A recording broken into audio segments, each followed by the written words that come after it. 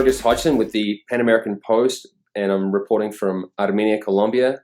I'm speaking with Rodrigo Diaz. He is in Santiago, Chile, and his organization is Inteligencia de Negocios, or IDN, and he is one of the co-authors or producers of a ranking de ciudades latinoamericanas para la atracción, basically a ranking of cities throughout Latin America, 48 different cities, and I think 18 countries, based on their attractiveness for foreign investment. And it includes both local jurisdiction attractiveness and the impact of national policies. 1/3 is national, 2/3 is local. And if you want to check this out in more detail, you can go to blog.panamericanpost.com. We have an extensive analysis of this up there right now, but I wanted to speak with one of the authors and just get a deeper examination as to what is going on. So, Rodrigo, thank you so much for giving us your time. No, thank you. No, there's nothing to thank.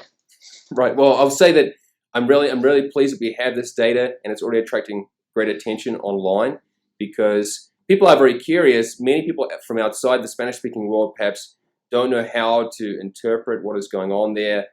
And as your report shows, there are great disparities, even within different countries. So Argentina, for example, has Buenos Aires at 10th place and other parts of the country way down the bottom of the pack. So, but just to give us some background, you worked on this with an organization based in Colombia as well. What was the genesis or origin of this ranking?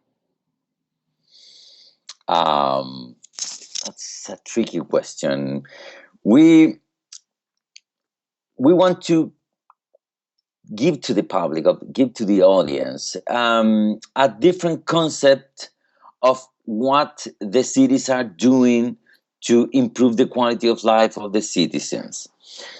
There are some rankings or studies that trying to talk about competitiveness in cities. Yes. It's a little tricky to talk about competitiveness in urban area place. So we try to do something different and give it a different perspective. So we think about the attractiveness to the investment, but not only to the foreign investment, to the local investment too, because a company can invest in their own country or in a foreign country. Sure. The only difference is how much you're going to invest abroad and how much you're going to invest inside. So both investment are desirable for the city. So we try to put all the thing together and try to give a synthetic indicator or an index to the public, to the investors, to the investors that allow them to know better, not only for perception, what is the city that is doing better. Right. Okay. I'm not sure that I explained myself very well, but also, is this the first in the series? I'm sorry? This is the first publication of this ranking? No. It's the fourth. The fourth. Okay. And how? Yeah, we started 2010. Okay. And yeah, you work with an organization from Universidad del Rosario in Bogota. Uh-huh. Right. And what have been, in those 4 years that you've been doing this, what have been the changes or the most insightful findings? Well, the findings are the country is important. A city cannot be competitiveness or attractiveness without the country. If the country is doing wrong, the city cannot overcome that. Overweight by itself the lack of the deterioration of the platform that is the country. Sure. That is the first. The second one is that the cities can do better. The management of the city matters.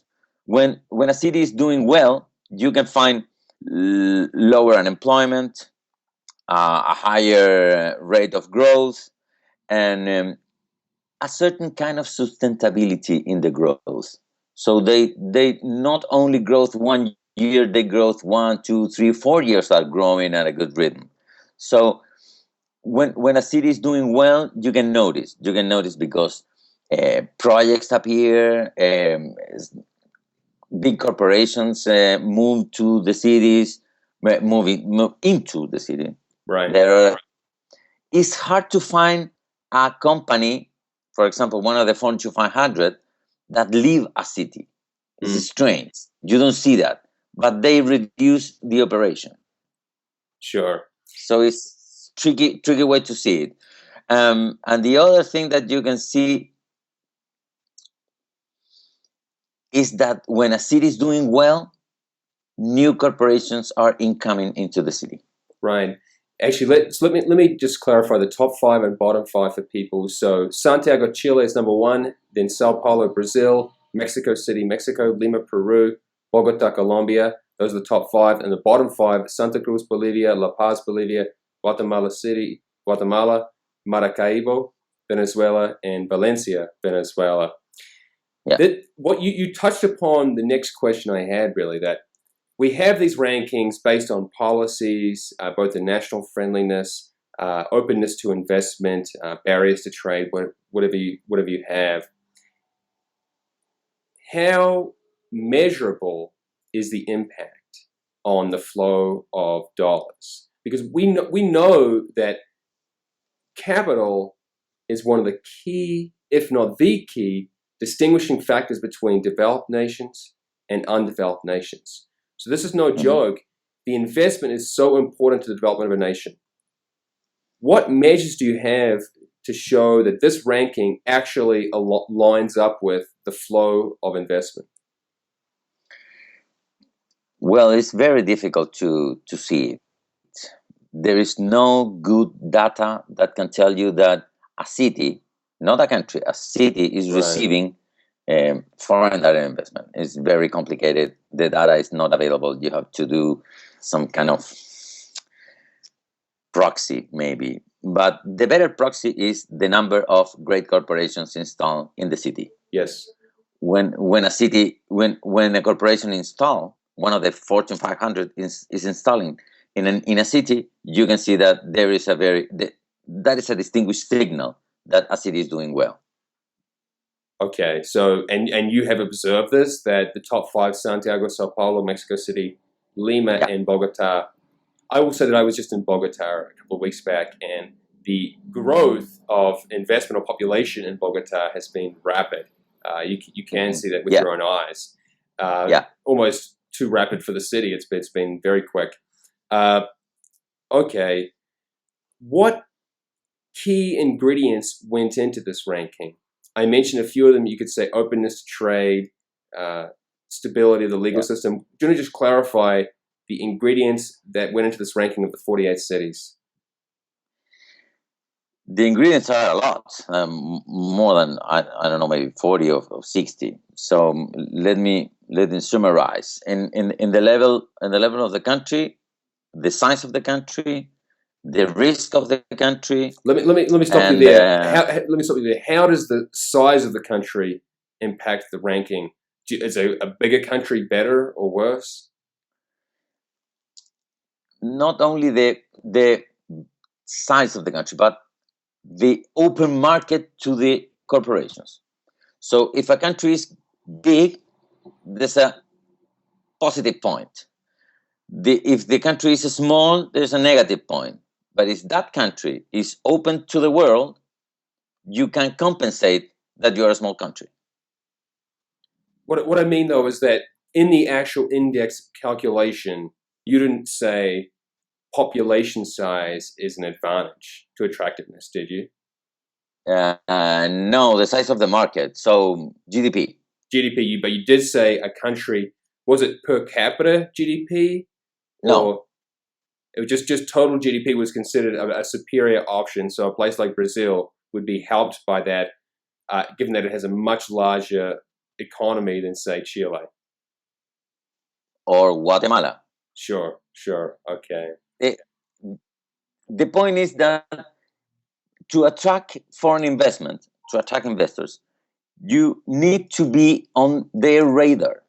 If you are small, that is more complicated. If you are big, that's easier.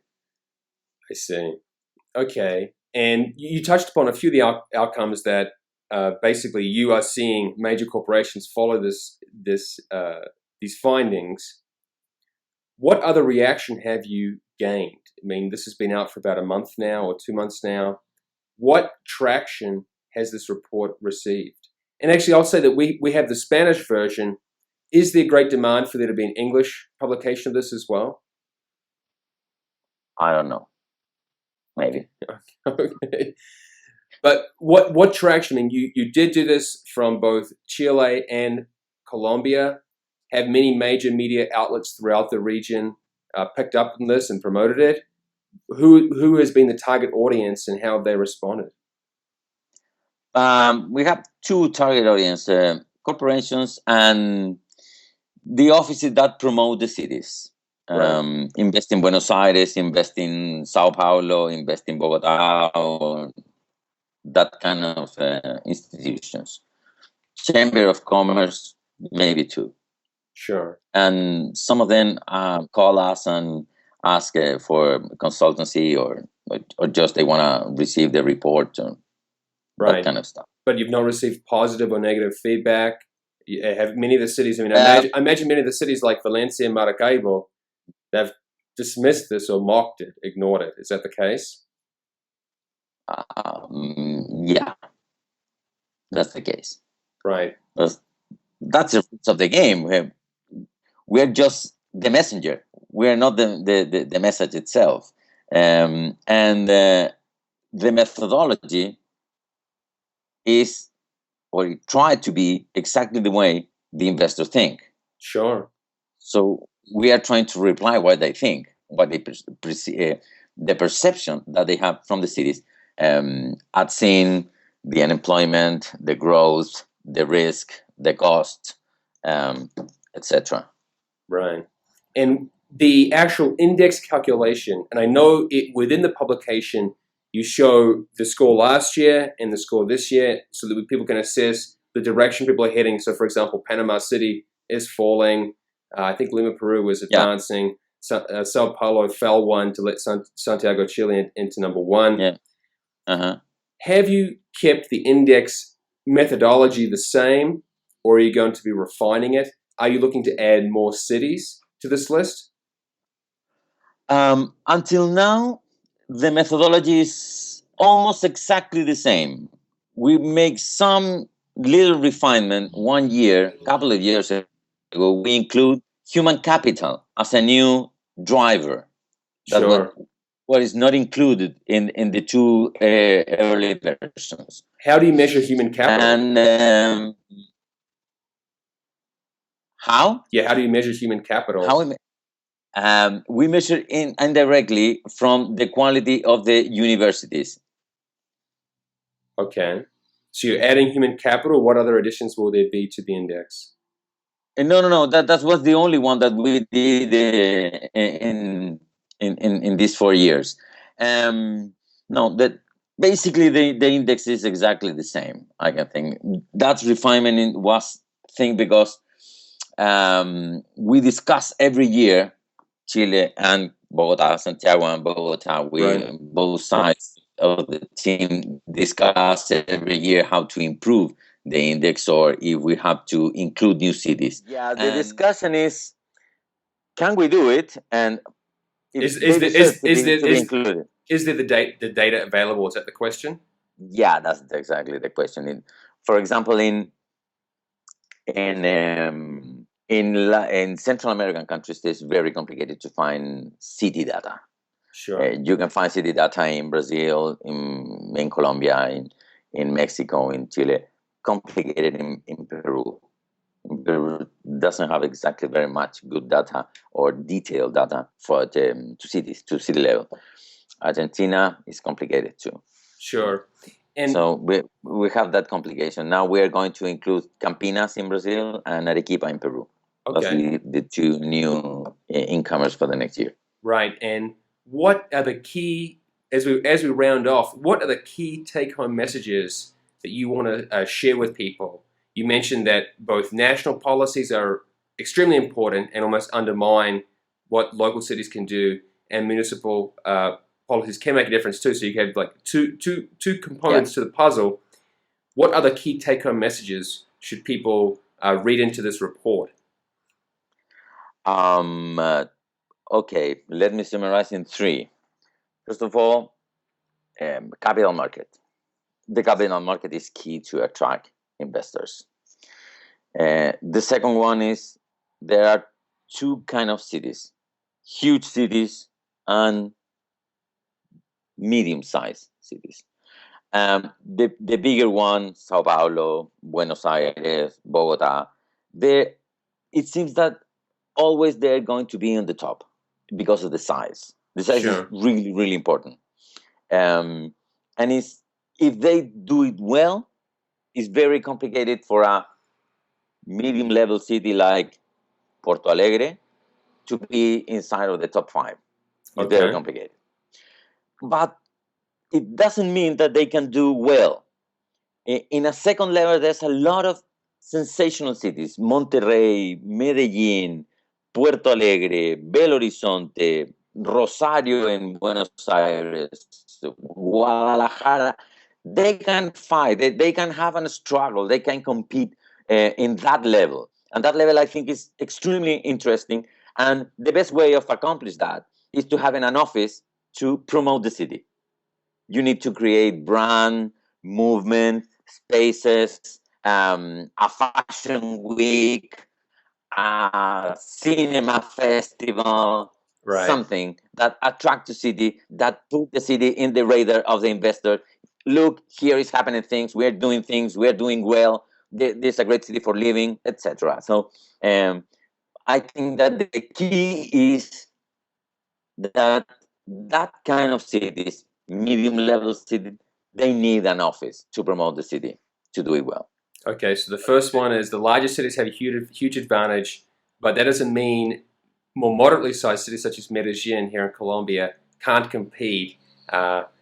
And then you said the final, you really see there should be, you advocate for some sort of promotional campaign on behalf of cities to basically attract exposure, because I guess that's one thing that the large cities have just automatically. They automatically have almost like a status quo of economies of scale that the smaller cities have to compete with, and they don't have they don't have that advantage. The larger cities have a critical mass of organizations that are already there to network with. Okay, and those are your three key points before we wrap up. I'm sorry.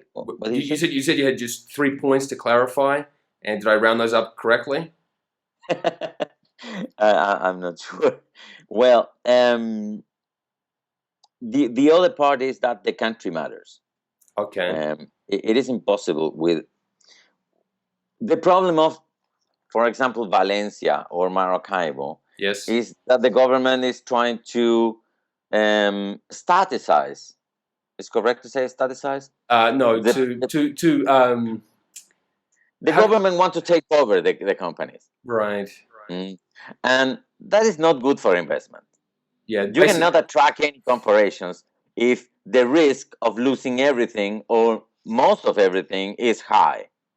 Yeah, basically, you're saying the government is basically seeking to appropriate or gain control over all the private sectors.